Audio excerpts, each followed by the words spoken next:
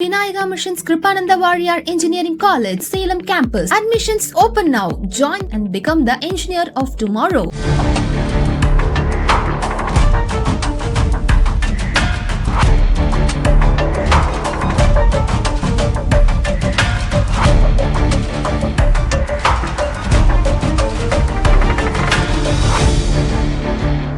காஞ்சிபுரம் மாவட்டம் ஸ்ரீபெரும்புதூரில் பார்ப்பவர்களை பதற வைக்கும் ஒரு ராட்சச கல்குவாரிதான் இது.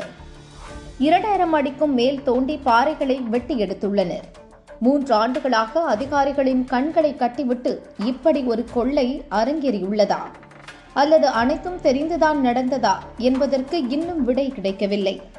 ஸ்ரீபெரும்புதூர் அருகே உள்ள வடமங்கலம் மற்றும் மாம்பாக்கம் ஊராட்சிகளில் 6 ஏக்கர் பரப்பளவில் இந்த தனியார் கல்குவாரி இயங்கி வந்துள்ளது. இதற்கான அரசு அனுமதி 2023 ஜூன் மாதமே அதிகாரப்பூர்வமாக முடிந்துவிட்டது. ஆனால் விதிமீறி பாதாளம் வரை தோண்டி பாறைகளை வெட்டி எடுத்துள்ளனர். தினமும் 100க்கும் அதிகமான லாரிகளில் விடிய விடிய கள்ளத்தனமாக கற்கள் கடத்தப்பட்டு பல கோடி சுருட்டப்பட்டுள்ளதாக தகவல் வெளியாகியுள்ளன. 2 நாட்களுக்கு முன் இந்த குவாரியில் அதிரடி ஆய்வு நடத்திய அதிகாரிகள் கற்களை ஏற்றி சென்ற 5 லாரிகளை பிடித்து ஸ்ரீபெரும்புதூர் போலீசில் ஒப்படைத்துள்ளனர்.